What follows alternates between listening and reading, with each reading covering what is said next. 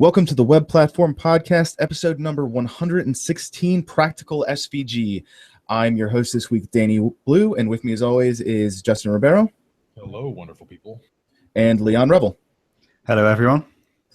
And this week we have, again, a very special guest. I will eventually stop making that kind of joke thing. It's really bad. I'm so sorry, everyone. Yeah, everybody's special.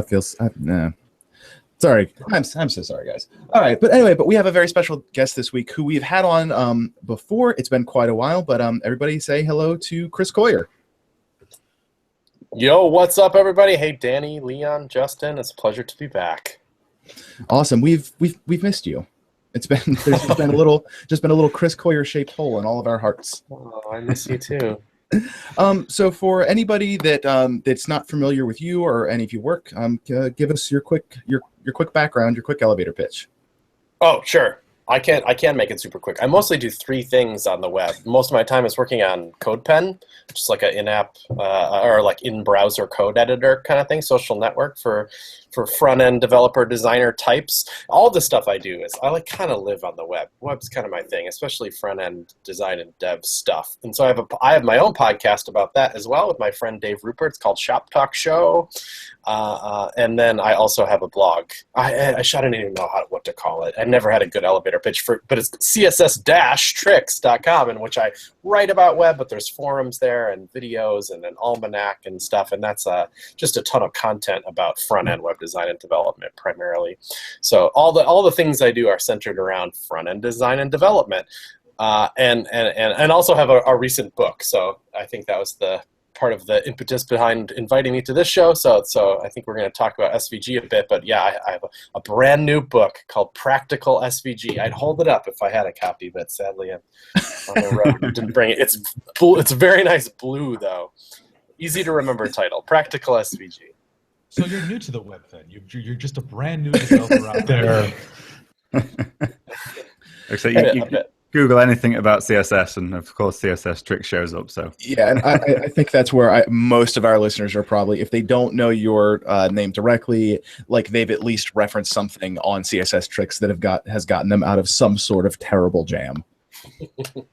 But yeah, also, I've started thinking of it as a little bit like a car mechanic kind of thing, because I get that fairly often from folks like, "Wow, you really saved my butt." You know, I'm kind of like, "Oh wow." I mean, I don't know. Apparently, you had a boss that was just about to fire you, but you Googled just the right thing, and I got you out of it, and it feels good. You know, kind of like a. If nothing else, look up the Flexbox documentation tutorial stuff on CSS Tricks.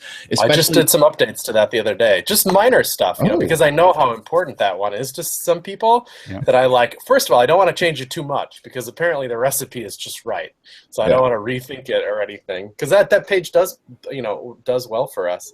Unfortunately, I use so much of the screen space on that page for explaining stuff that it's actually a little light on advertising. So. Everybody appreciates that one. The other thing you mentioned was CodePen. For anybody that's listened to the show for a while, the last time we had you on, it was to talk about CodePen. So I'll go back. I do not remember what number it was, but go back and listen to that episode, and also just check out some CodePen stuff. All right, so just like you said, we wanted to bring you here largely to talk about your new book and talk about SVG. So same as the title of the show, your new book is called Practical SVG. So I want to be really, really brief here. We kind of want to assume that everybody at least has a somewhat of an understanding of what an SVG is. But could you give us like a brief overview of what SVG is for the web? Yeah, I mean, the acronym, which you just have to say every time, it's a pretty good acronym for the web. Scalable vector graphics. Yeah, I even like that scalable is the first thing, because that's one of the primary benefits of it. But we did a little, just a tiny bit of pre-show in which that we were trying to figure out the history of SVG a little bit, because we all are a little murky on that, including me. I'm not like I wasn't around for the invention of SVG. I have no I have no say in SVG's future or anything like that, but it's fun to think about like what life was like back then, or whatever, what the times were like when SVG was invented. But as far as I understand it, it was kind of like, it sure is compelling to be able to describe graphics with like geometry and math and numbers and stuff, instead of I have this circle I want to show and I need 50,000 pixels in order to describe it, because it's like some of those are transparent and some of those are orange or whatever. I can just say like, how about hey computer, why don't you draw a circle that's this wide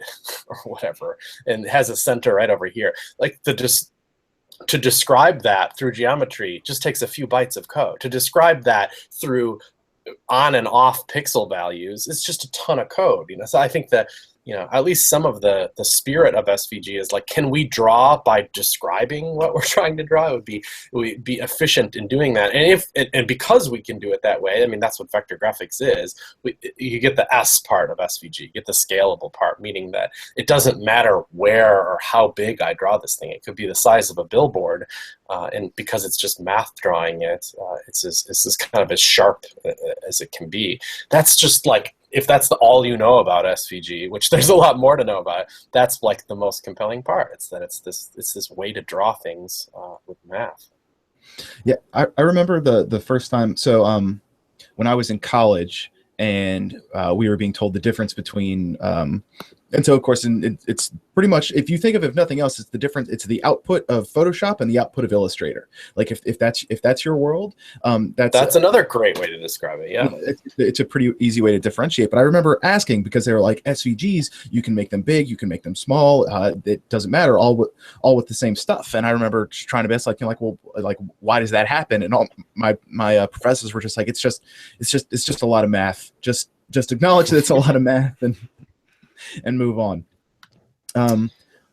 But yeah, so it came into light again more recently, because it's like, I don't know, we all got pretty comfortable with using not vector graphics on the web. The browser support history of SVG is a mixed past and is kind of complicated and stuff. And for at least most of our careers, I bet it wasn't a go-to reach to format. It was like, nah, because I don't know, maybe people need a weird browser plugin for it to work, or like it just didn't like settle into the education of the web, and it wasn't like developers weren't like building muscle memory on it like they were with JPEG. Open the thing and cut it out in Photoshop and save for web and optimize it. It's like something like JPEGs and pings and stuff are just part of our muscle memory as web developers, and SVG just isn't, and yet anyway. I think it's building a bit, but it started to become more so because of the kind of like the retina apocalypse of graphics, kind of like that changed a lot of stuff. All of a sudden companies started shipping monitors that had higher pixel density. And it was like, oh crap, I mean, you double the pixel density of a monitor, and now there's ones that are in between 1x and 2x, and there's ones that are even more than 2x, and there's 5K displays, and surely that's not a problem. It's kind of awesome because of how awesome they look. But raster graphics does not scale very well right there. If you just focus on 2x displays to get a graphic that looks exactly the same as it does before, it's 4x the amount of pixels, and 4x when you're talking about pixels it's a 4x hit in bandwidth and download time and stuff. That conversation was happening at the exact same time as web developers were like, we need to start taking performance more seriously. Like, websites are slow, we're losing ground to native apps. The web performance conversation, it's almost at fever pitch right now. When those two things collide, it's like, oh gosh, now we have this format that all of a sudden is supported in a lot more browsers than it ever used to be. We're caring about performance a lot more than we used to be, and all of a sudden there's this tool we can reach for that has these tiny little graphics that can benefit performance while looking great and while serving it. So if an 8x display drops tomorrow, what we have to do is nothing because it's already a handled problem. That's super compelling. You've mentioned browser support a few times there. Could you give us a bit of insight into kind of what platforms support SVG nowadays? And is it a problem with platform support, or kind of what's the system? In my life, for the most part, it's like I hardly even think about it ever at all.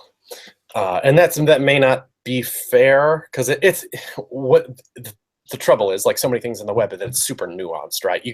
There isn't just a yes or no answer to, is SVG supported in this browser or not? There's lots of like micro features of SVG. If it's kind of like, I want to cut out, like, I don't know. I always think it's funny to like look at and poke around the website of the people that I'm talking with at the moment. You guys have little squares that represent each episode, right? Like the Web Platform Podcast, number 27 is when we talked about CodePen. And there's a little graphic that has the CodePen logo and has the number 27 and stuff. It's funny because, like, it's not blaming you necessarily, but it could be SVG. It's the kind of graphic that's got some text in it. It's like there's nothing in there that's raster. It's like it could kind of be SVG. If it was SVG, you created that in Illustrator or whatever, and saved as SVG, and you just used it on the website in the same exact way that you're using it now. Image source equals blah blah blah .svg. The browser support for that is like pretty great. It's like I wouldn't worry about almost anything in that case.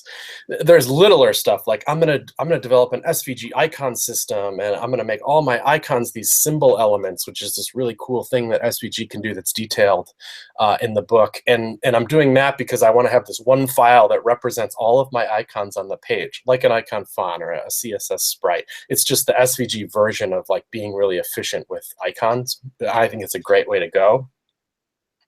Well, then I'm going to put that file on my server somewhere, and I'm going to reference the file path to that with a use tag in SVG. So like you don't need to know much about this, but oh, hey, that's a cool little technique. Like that works in most things, but like not in IE anything.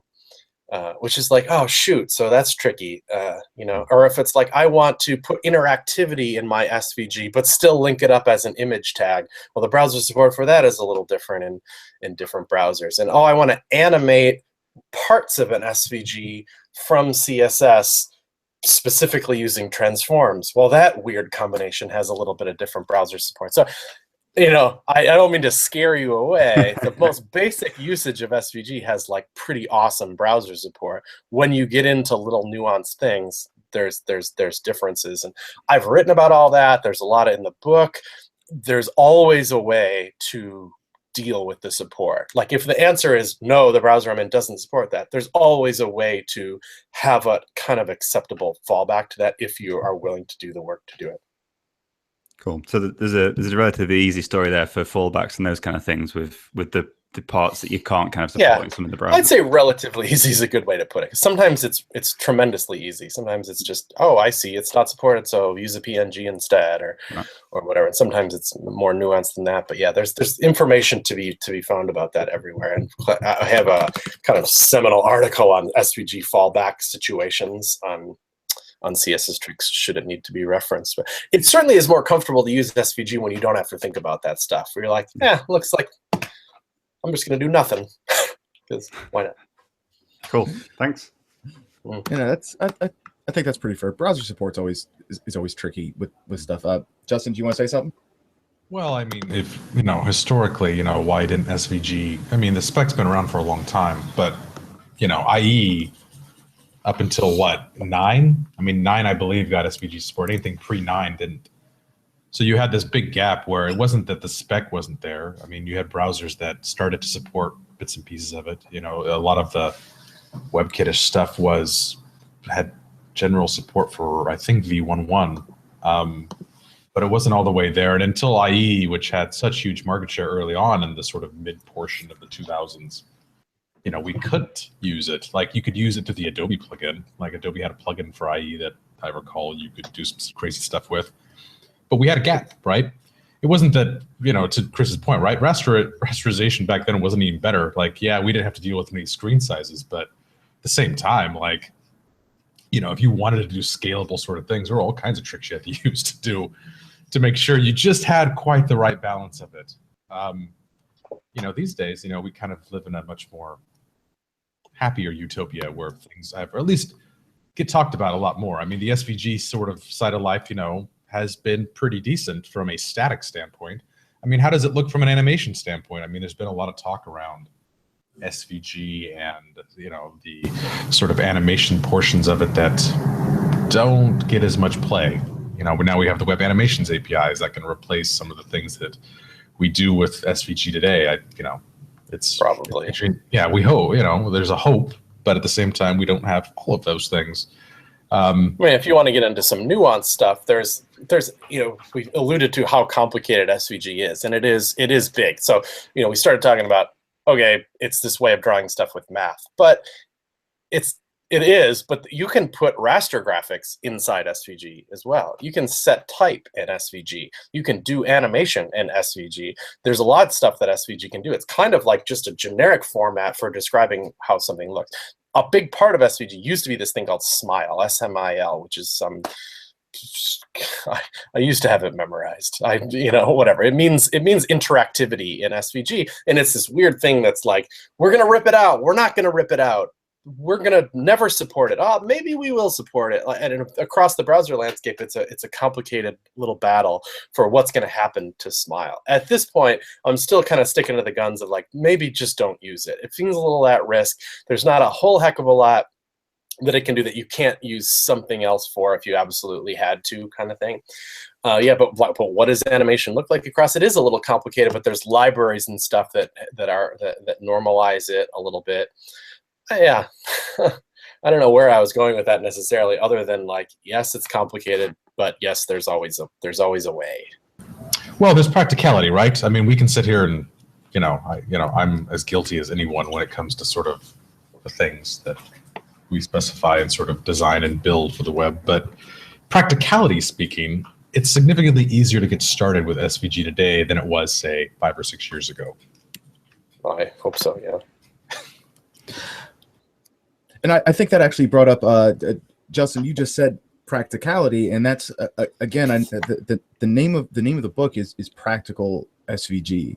So as we're starting to go down like the rabbit hole a little bit of like some of the nuances and getting into some more things. Can you just kind of like what does that mean? Is it just the type? Is it just the title of the book, or what does Practical SVG mean? Yeah. Well, it means that we've gone down so many rabbit holes already. You don't have to go down any of those rabbit holes as someone who wants to take advantage of SVG. If what you're compelled by is, if I used a lot of these for graphics around my website, that it's gonna be a faster website because the files are gonna be smaller.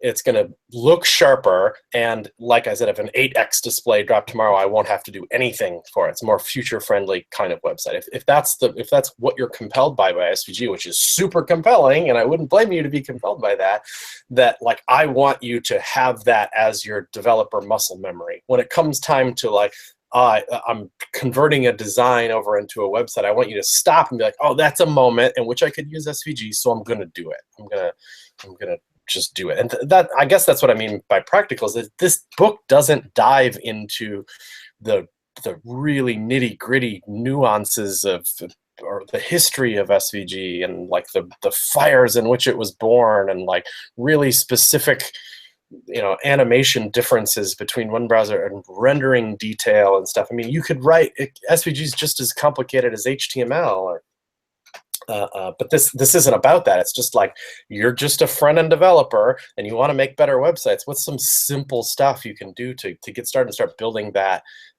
muscle memory? So it's like that's how I use SVG. So that's like I don't even know about most of that stuff. We were talking a little bit before the show about the history, and I'm like, well, apparently it came from Adobe in the early days. And I'm like, really?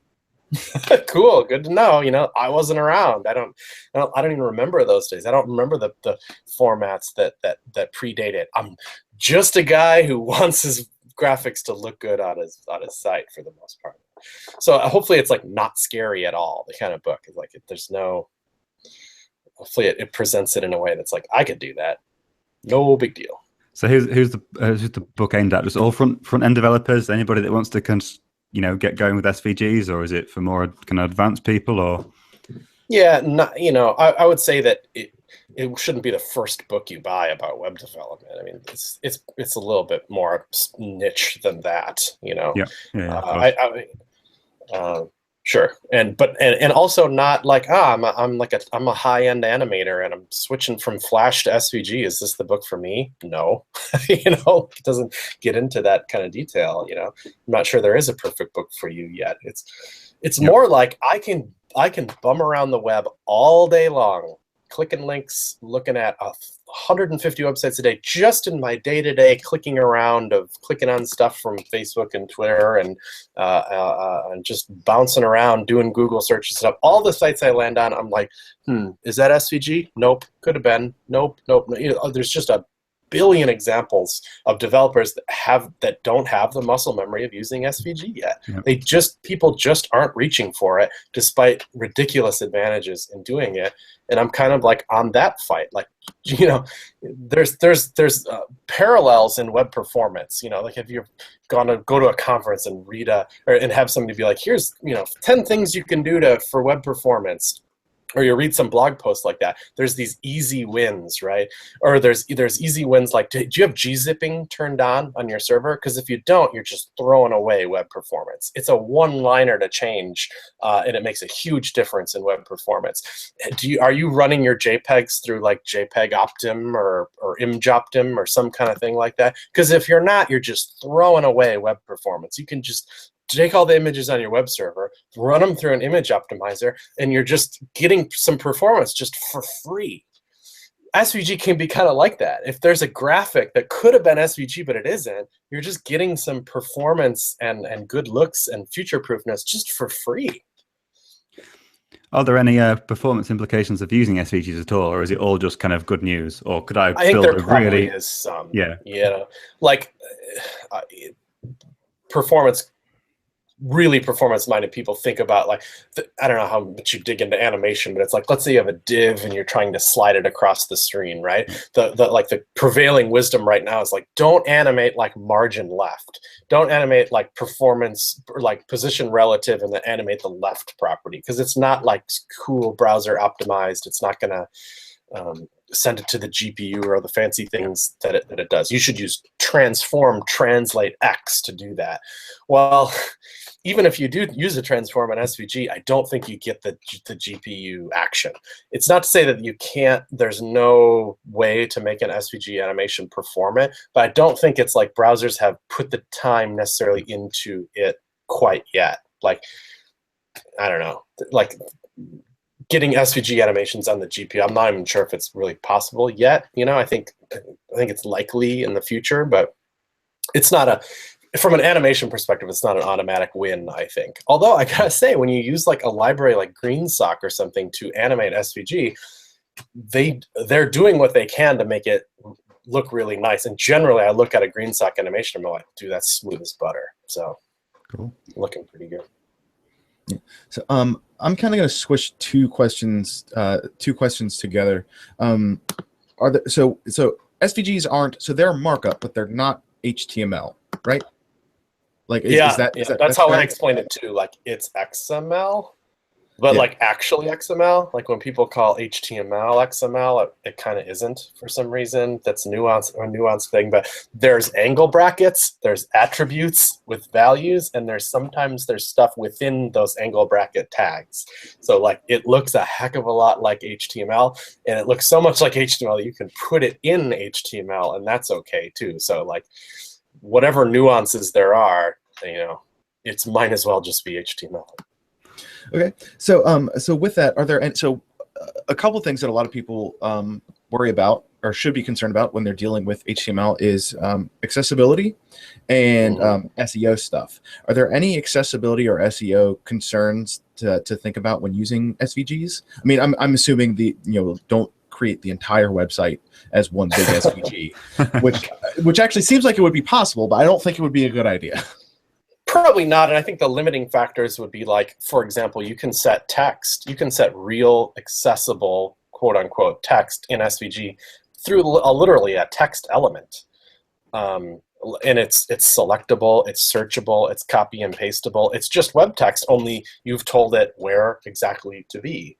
But it can't wrap, at least in SVG 1.1 or whatever, which is looking like it might be where SVG ends, which is another story. But anyway, like a paragraph tag in HTML. It gets as far as it can get in its container, and it wraps down to the next line and keeps writing and stuff. That's not something that you can do in SVG. So that would be like hugely limiting factor for setting an entire website in SVG. Not to mention that that's the only tag that can render text. I mean, there's a couple sub-elements of text like tspan and stuff, which allows you to move things around and stuff. But for the most part, if you want to set text in SVG, you get the text element, which it is accessible in the sense that, you know, a screen reader can read it, and like text in a JPEG, they absolutely can't unless you provide alt text or whatever. But it's not the same kind of experience. Versus HTML, in which you have a whole set of header tags, and you have lists, and you have definition lists, and you have just a ton of HTML tags specifically for text that have inherent meaning and are useful to screen readers, and that you know they tab to a list, and it's like, this is a list. It has 5 items in it. And you tab, this is the first item in that list. Let me read it to you. You know, those kind of concepts don't exist in SVG, which might be a bummer. Maybe those will come someday. I don't know if that's appropriate or not in SVG land. I can't necessarily speak to that. But for the most part, people think of SVG as an accessibility win, because it's usually replacing something that's less accessible. It's replacing a chart that's a PNG with a chart that's an SVG that has some interactability. It has the ability to tab over to a bar in that chart and have it explain what that bar is and what the value of that bar is, and has some text that you can copy and paste, has some things that you can find on the page. And accessibility is more than just screen readers too. It has to do with the visual sharpness of things. Like having a really sharp chart on a screen is better than a tiny little JPEG that got blown up or is being looked at on a 2.5x display, so it's a little fuzzy. Somebody's got fuzzy eyesight to begin with. It's not helping the situation. You know, the word accessibility means a heck of a lot. But even just focusing on the screen reader thing, there's big wins there. Let's say your company uses icon fonts, which just tons of websites do. It's just a very popular way to use icons on a website. To do that in a way that's really, truly a good, accessible experience is a little complicated, and most sites don't. If you just use some default thing that's shipped with some icon font thing you downloaded from somewhere on the web, I almost promise you it's not doing all the right stuff that is necessary for accessibility with that icon font. Whereas most of like an SVG icon system, it's just easier to impart accessibility in it. An SVG tag can have a title, and you can say ARIA labeled by that title, and it will just, you tab over to it, and it can explain what that icon is. Open menu, and it'll just read it, and it's like, oh, that's nice. That's a little trickier to pull off with an icon font, not to mention fallbacks and all that. Usually SVG is thought of as more accessible than whatever it is it's replacing. Cool. But this also goes to sort of the tooling issue of SVG, right? I mean, we have tools that can create SVGs today for us, but if we're not taking care of sort of the way that we optimize those SVGs and prepare them for the web or for whatever use case we may have for them, you don't necessarily get all that for free, right? I mean, from an editor standpoint, I know Sarah Sudown has sort of talked about this a lot in terms of, you know, best practices and tips for designers. Because at the end of the day, you know, a lot of times when we talk about the web, it's working within a team that says, hey, I need an asset for X that's going to fit within this design. Can you output that thing? And that output, even on SVG land, if you've ever outputted anything from, you know, an Adobe tool suite or whatever, can be a little heavy and unoptimized. Sure, there's ways to screw that up for sure. In fact, we just wrote a little bit about it on CSS Tricks. Like, I don't know, Illustrator, for example, which is a super popular way. I'm sure a lot of us have it or whatever. You open a graphic in Illustrator, you can just save as from Illustrator as an SVG file. It's right next to .ai. It's .svg. Illustrator is like a first-class citizen in Illustrator, is SVG. And if you do that and then just ship it on the web, yeah, you're doing a huge disservice to people, because that format is like, it's almost weird I'm not even 100% sure why they offer that at all, because it's so full of, I mean, it's easy just to say garbage, because it's like, it's full of metadata information. It has this weird doc type on it. And more than that, it supports like a ton of proprietary Illustrator features that have nothing to do with the web at all. And an example I use often is guides, the little blue up and down things, right? You're working on a document and you're lining stuff up and you're using guides.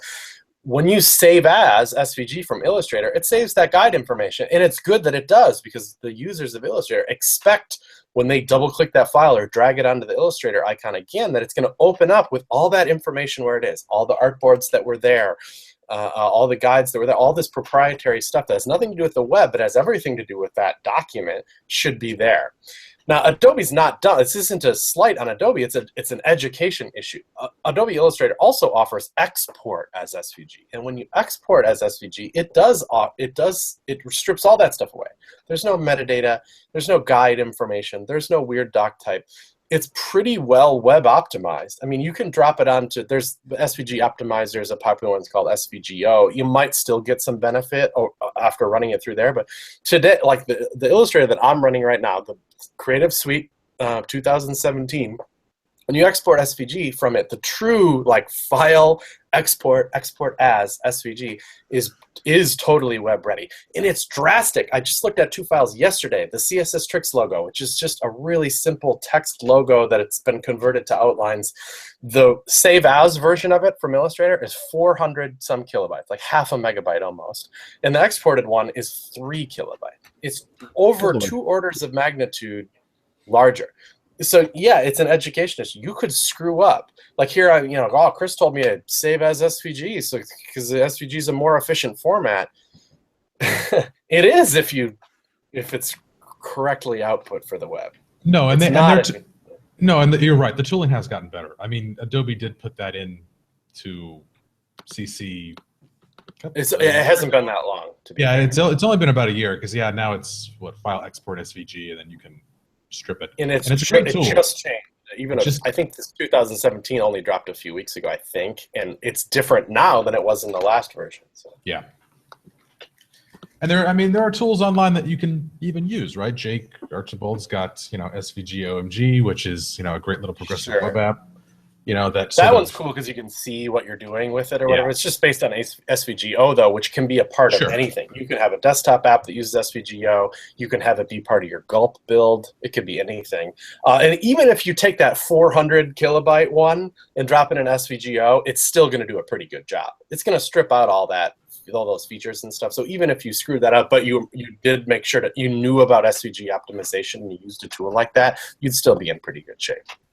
Do you feel like developers are understanding more of this today? I mean, obviously, you talk with a lot of developers. You're part of the great web community that we've sort of been building up for years. Do you see people sort of starting to embrace SVG as this thing that can solve a lot of the sort of, not necessarily best practices that we used in the past? Icon fonts being sort of a workaround of workarounds.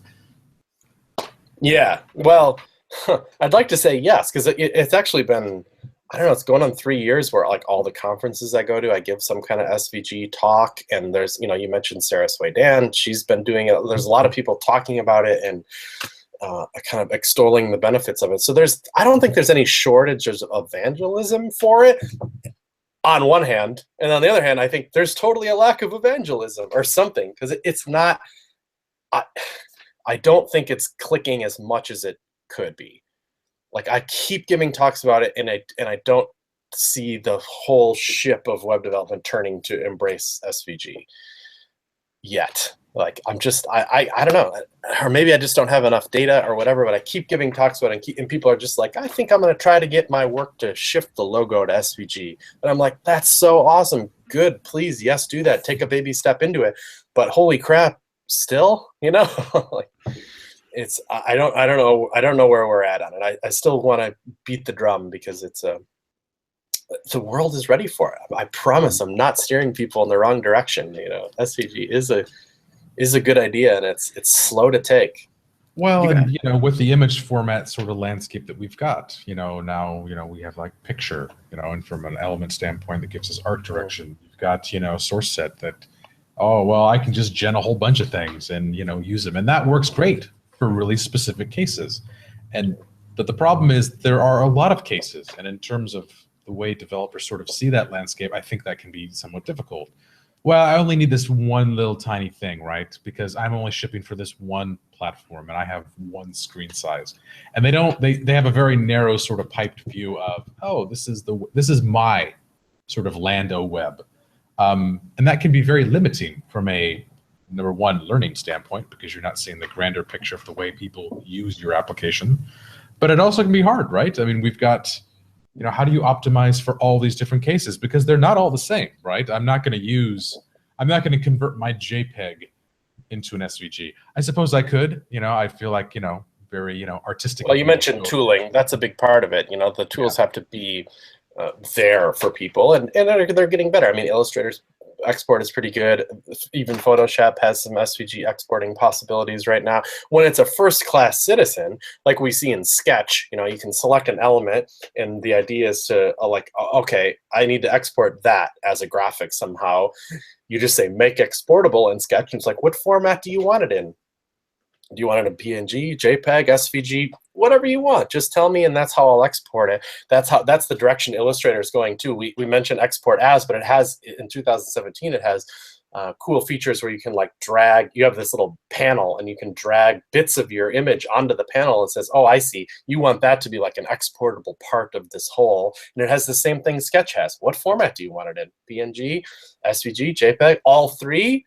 2x, 4x, whatever you want. As soon as you've set that up, you just hit export, and it gives it to you in all those formats. So the tools need to kind of catch up to the use if we want it to happen. I also like focusing on things that people just need. So many sites have an SVG icon system, and that's kind of why I've focused on that a bit and explaining how that can work in SVG, because there's this moment where developers building a site. Oh, it's icon time. If we can catch a developer right at that moment and be like, let me show you the SVG way, because it has all these benefits and it's just as easy as any other way. And also catch them how they already work a little bit. So I think a lot of companies work and designers work in I'm going to have one Illustrator file. There's going to be 30 artboards on it, and they're going to be, those are all my icons, and I just want some method of just exporting that into a way that the developers who are working on the site can use it, or I'm going to use it later when I'm implementing those icons. Or I just have a folder in our project with those 30 icons, and they're all just sitting in there as individual .svg files. And I just want some way to kind of automate the system of making those available for use as icons. That absolutely exists. That's kind of how people already work. So if you can be like, oh, I see how you work. Let me show you how to turn that into an SVG icon system. Sometimes people are all ears. And I have seen evidence of that being a lot more popular than it ever used to be. So could you talk a little bit about how SVG icon systems work? How does it compare to the icon font kind of stuff? What's the story there? How do front-end developers kind of consume SVGs in that way? There's kind of I wanted to make sure I had a strong points on this, because it comes up all the time, right? Like I use icon fonts. Why would I switch? Kind of thing. And the answer is it's not tricky. I think inline SVG icon systems are just better in almost every way. The few ways that they're not better is one thing is, if you already have a site it's working great on, and it's been around for years and nobody seems to have any big problems with it, you're not going to get a whole lot by ripping that out and going through the kind of development pain of switching systems, just for the fun of it or whatever. Maybe some big redesign comes along, sure, make it part of it, but don't go home and rip out your whole icon font system just for this, because whatever. But or if we talked about IE8 being a non-support thing, IE8 supports almost none of SVG. Same with Android 2.3. IE8 came out in 2011 or something, so it's been a hot while. It's almost 2017, but still, your browser, your users and your browser analytics better than I do or anybody on this podcast does. You have your own analytics. If you're serving a lot of customers that are on IE8, IE8 does support icon fonts and custom fonts. So if that's a big target for you, cool. I can imagine a CMS that needs to support a huge swath of the past of the web sticking with icon fonts because they need to support IE8 still or whatever. That's fine. But so that's that. But anything else that you can compare, I think SVG is the winner. I think they look better than icons. Icon fonts are kind of subject to, in some browsers, some anti-aliasing type of stuff that's more specific to text than they are as just normal vector art. They can look a lot better. You have in the world of fonts, it's like, how much space does, you know, the A in the word and, like, can you picture the box around the A? That box around the A is subject to all kinds of stuff: letter spacing, word spacing, line height, just the arbitrary vector box in which the font was created itself, kerning information. There's so much, like, you don't know exactly where the top of the box of an A is. So, like, just like you don't know an A, you don't know where the top of an arrow is either in an icon font, because it's hard to know. So if you want to align that on the absolute top with something else in an icon font, that you play this like nudging game of figuring out how that works. Whereas in SVG, you have a box. You're looking at the box in which it was created when you're in Illustrator or whatever other software you're using. So you design your fonts to be like, no, that's the top of the box, and now I can put the arrow up against that, or I can make sure that it's consistent with all my other icons. The designing system is better, I think. Icon fonts also can fail in weird ways. I've kind of detailed a bunch of things that are font specific, kind of like fonts used to be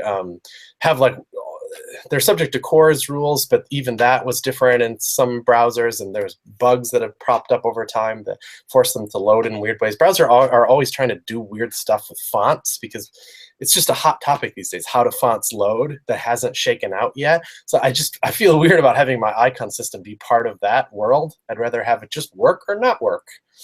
I think that the tooling around SVG icon systems is even if it's less known, is better, I think.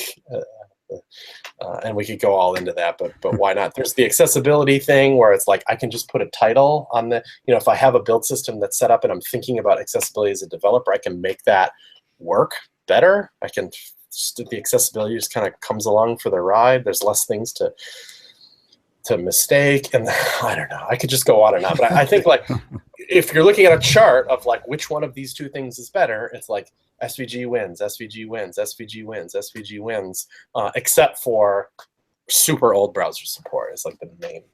Yeah, and there's a section in your book building an icon system as well. So if people really want to figure out how to go and do this stuff, then get the book. Yeah, indeed. And in fact, it's one of my biggest selling points for the book, everybody out there, because I have information about it that's a bit scattered on CSS tricks and stuff. I've yet to make like my ultimate seminal, this is what I think a good SVG icon system is, exactly step by step what to think about as one article. I haven't done that. It is in the book, though. So if you want to read the book, that's cool. We didn't mention, there's other SVG icon systems like Grunticon out there, too, that are absolutely worth looking at, that are kind of a complete SVG icon system thing. And I always like to shout out to that. I have a slight philosophical difference with Grunticon's approach, which is no big deal. And you can still use Grunticon together with the system I promote, but that's worth looking at as well. The web is not about philosophical differences. Isn't it? Oh, good. So along, kind of sticking to the same, getting a little bit more specific, but about the font stuff. So, excuse me. People in general are used to, like, everybody's pretty used to sprite sheets and how they work and how you interact with them, and also the same with icon fonts. So say you use Icon Moon or anything else, which you can also use for SVGs if you use Icon Moon. But people know how that works. It's like, okay, I have some styles. It's importing the font here, and now I just have to put this class on whatever element I've deemed are going to be my icon classes, whether they're spans or anything. Everybody already knows how that works. When you're dealing with SVG icons, or SVGs in general, but specifically with icons, the way you work with them is a little bit different. Can you give us a little bit of an overview on how you actually work with them? Yeah. So what, if everybody knows, what is it that they already know? If it's a CSS sprite, it's a span or a div you set a width or a height on it, and you get some complicated numbers like background size and background position and stuff that move some image around to reveal just the bit that you're trying to reveal. Fine. So you learned that at some point. You learned how that works, or you have some tool that does it. If you have an icon font, perhaps that icon font has some build tool, and the build tool suggests to you whenever you want to use this font, you put an I element there, which is just some arbitrary thing that means italic text, but hey, let's use that for an icon for some reason. And then it has some CSS attached to it that was also generated by a build tool. Perhaps it inserts that with a pseudo element on that I tag that is set to a specific font, which is the icon font that was created, and an icon appears there that's attached to that I element somehow. You had to learn that. You had to be kind of taught that. There was some code provided to you that you copy and pasted or whatever. The SVG icon system isn't all that different. It's just when you come to that moment that you want to put the icon somewhere, instead of it being a div or a span or an I tag or whatever, it's an SVG element. And there's like maybe a little bit more code to it because there might have to be something inside that SVG element, the use tag. The use tag has a URL to it that points to where that symbol is defined, which is the element that says this is an icon in SVG. And then that's it. You're good to go. And so you're like, oh, okay, it looks like a little bit more code. It has an SVG tag, and it might have some like namespace on it. Maybe it might have this xlink href tag in the use, which is a weird looking thing. It's not. That doesn't look normal to me. And it has this URL path in it, and rather than just having a class, it has like an ID selector and some stuff. It looks a little different, but it's just a matter of learning that. I mean, to me, that looks better and just as natural as. And in fact, when I see an I tag, I'm like, ugh. I always hated how they used I as the thing for fonts instead of a meaningless span. It's like this icon isn't italic. Ugh. It's just a matter of learning the new thing. And then it's like, oh, well, all I did was throw an I tag in there and the font appeared. That's so much easier. Well, that's a telltale sign of you're doing it wrong, I hate to say, but that means that there's the way to accessibly implement an actual icon font involves having some child elements in there as well, so that you can use the proper like ARIA tags for hiding it and revealing alternate content and stuff, because CSS alone can't really do the alternate content thing that well. And so by the time you're like have the complete HTML for like a really accessible icon system, you have just as much or more HTML involved than you do in the SVG system. Was anybody really happy with it? I sometimes wonder. Like, I feel like sometimes we build stuff for the web because we're like, I really need to do something because I have this problem, and then we're like, here's a stopgap. I don't know that I know personally, I was never really particularly pleased. Stoked on icon fonts. I have to say that we may be. I wasn't either, so we're on the same team. But I have to tell you, there's people that are willing to fight us about this. Freaking love icon fonts, dude. This is a hard fight. No, you're right. I think it is a hard fight. It just never really felt like the good thing to do, particularly because of the way we understand fonts to load anyhow. Like, it was always one of those things, is it going to work today? Like, I felt like that's a bad thing to ask, whether production's going to work today. No, but it's a legit question. Is it going to work today? It's legit. There was a day that Chrome dropped this weird icon font bug thing. They shipped it, and it had something weird to do with cores or whatever and how icon fonts loaded, and all kinds of sites had broken icon fonts because of this little bug. So that was a legit concern. Like, oh, we broke a million sites, just because it was a hack that wasn't thought about it. There's more nuance to this. I've heard arguments of things that icon fonts can be better at. The way that like WAF2 compresses stuff can be pretty compelling. You can I've seen like scales weighted, like here's 30 icons in an SVG icons and here's 30 icons in WAF2, and look how much smaller the WAF2 kind of thing is. So I didn't necessarily fairly present every possible detail of this, but I got to tell you, I think the future of icon systems is SVG, regardless. How dare you not go through the entire history of icon fonts, Chris? I mean, it's just such a small, we gave you tiny topic. You know what? We gave you know an what we should hour. do quick, though? This is worth talking about really quick, is that I just said that the future of icon system is an SVG icon system. I actually don't think that's true. It's not, and it looks like there's something in the show notes too. This HTTP2 is coming. The actual future of icon fonts is probably going to be image source equals a link to an individual icon and some alt text. And the reason that we don't do that now is because, let's say you really do have 30 icons on one particular page, which is really not that many. Like go to GitHub or something, there's maybe 30 on any given page. There's a lot of sites that are very heavy on their icon usage, which is fine. We're looking at a Google Docs right now. Just count how many are on there. There's probably at least 20 or so.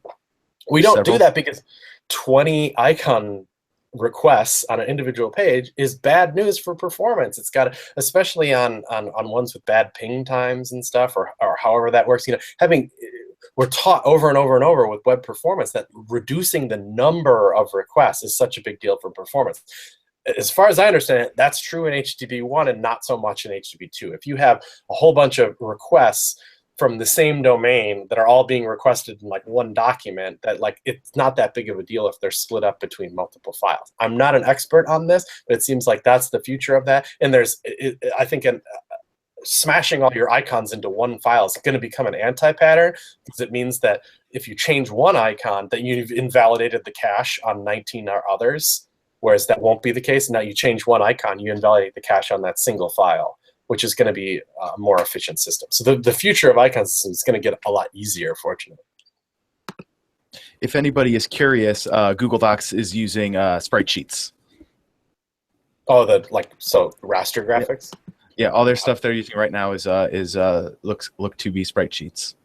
Yeah, it does. So top 2002 pixels, position absolute, height 3,687 pixels. Look, the sprite sheet itself is 84 pixels wide by 7,374 pixels tall. Wow. Which takes a lot of memory and stuff. It's like Google's smarter than me, so like whatever. Like I'm sure they know what they're doing. But it does seem like, and there's colors involved here. Although that's one thing that SVG Icon Systems provides that we didn't even mention, is the fact that a glyph of a font can be one color.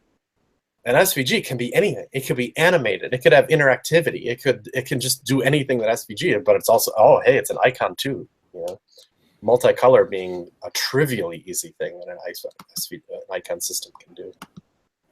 Yeah, and that is something. And that right there, I think, is actually one of the things that a lot of front-end devs will be able to appreciate, because I know I've had many conversations with designers and stuff like that, where it's like, okay, well, how many different versions of this?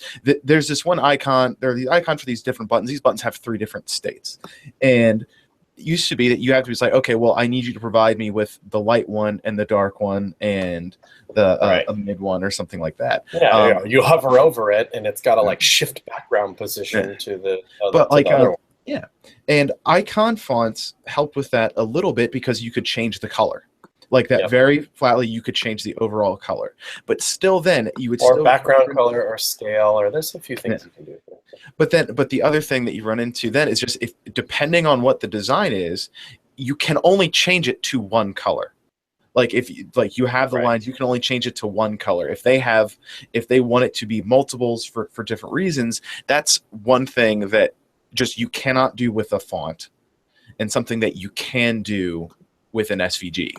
Because you can target the different quote unquote physical sections of the SVG with CSS to change stuff. Yep. And that's a nuanced topic in itself, but yeah, it's very compelling, I think. Yeah. Oh yes, I'm dramatically oversimplifying everything, but it's just something that I know that I have run into several times in the book. It's mostly, I think of like, okay, so a lot of the ways that I use an SVG icon system today is to have my folder full of SVGs and run them through a build tool and get this chunk of SVG, which is representative of all the icons on my site, and then I, for the most part, just include it in all the HTML document that gets sent. So there's just this big chunk of code that is how you draw all these icons that's right in the HTML, rather than linked to it as a separate resource. Like there's different ways to do this. You can AJAX for that file and have it come down so it's kind of async, and it can be cached separately than the HTML is.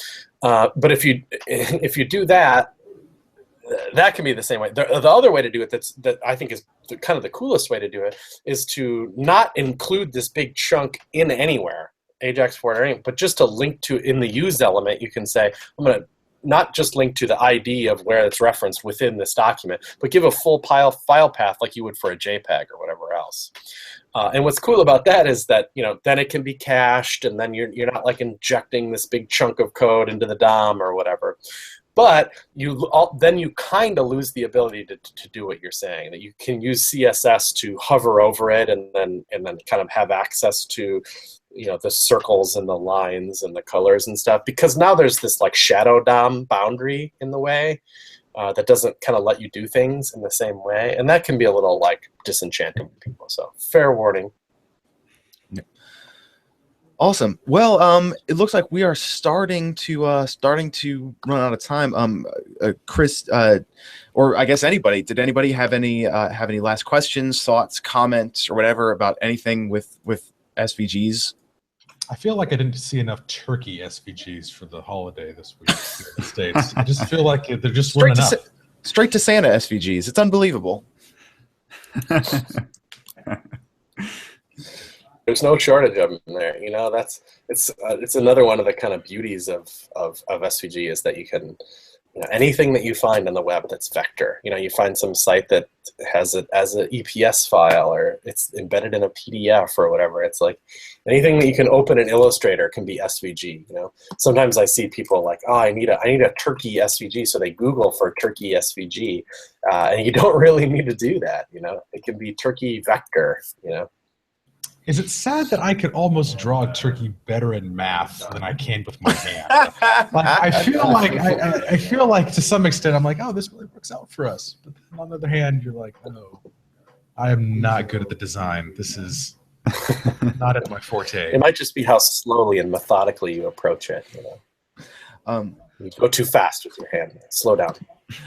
One other thing that I do want to point out is if anybody is just curious about cool things that people are doing with SVGs, CodePen is actually a really good place to go. Not to just plug another one of Chris's things, but they will put up some very, very cool stuff, anything to do with front end, and you can find a lot of really interesting SVG anythings that people are playing around with. Yeah, you can. There's plenty of examples of people experimenting and stuff, you know, and obviously I'm the biggest sucker in the world for that stuff. Like I want to see your SVG experiment. I'm of two minds though, of course. Like not that I'm worried about it, but like I don't like to think of SVG necessarily as just like this place where you experiment with fancy stuff, but you can't really use it in reality. Like, no, you can though. That's the thing, you know. So don't think of. I even have a collection on SVG called SVG Fancy Town. So if you just Google SVG Fancy Town, you'll see hundreds of packs